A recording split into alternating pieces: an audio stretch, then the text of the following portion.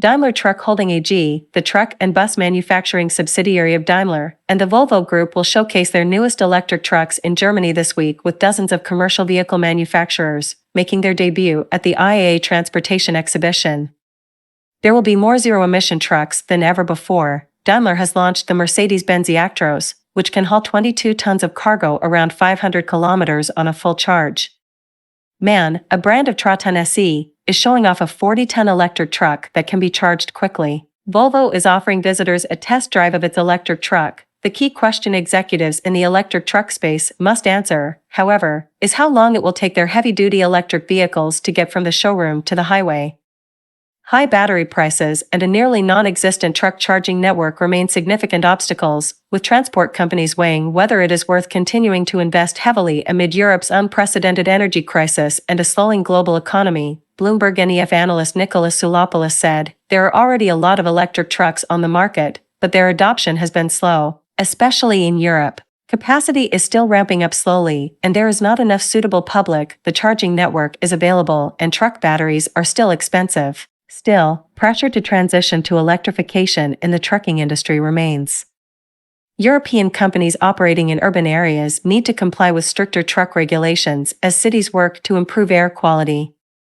Electrifying heavy-duty vehicles will be key to combating climate change, as they produce about a quarter of EU road transport emissions. Europe wants the industry to cut carbon dioxide emissions from new trucks by 30% by 2030, and most manufacturers are betting that batteries, rather than hydrogen fuel cells, will be the dominant technology to achieve this.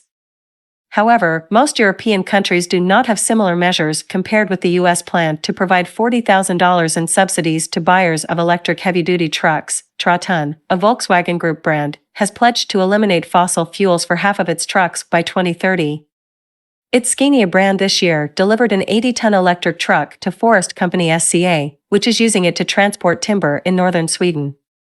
Last week, Volvo began mass production of heavy-duty electric trucks and said it has sold more than 2,600 of the battery-powered trucks. For some use cases, especially shorter urban mileages, the total cost of ownership of battery electric trucks could soon fall to that of diesel vehicles, said Bloomberg NEF analyst Soulopoulos. Currently, the mass production schedules for electric trucks vary by major manufacturers, as they are still struggling to increase production capacity and obtain enough parts.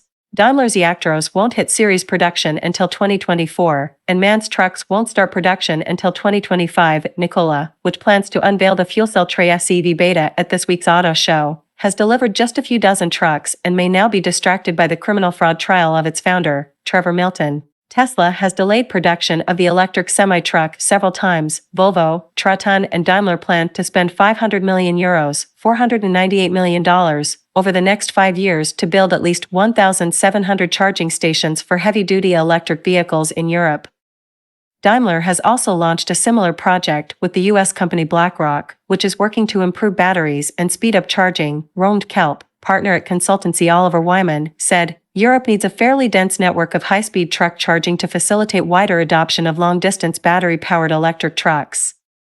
But it is unclear whether the energy infrastructure in some of these locations is ready to handle the surge in demand.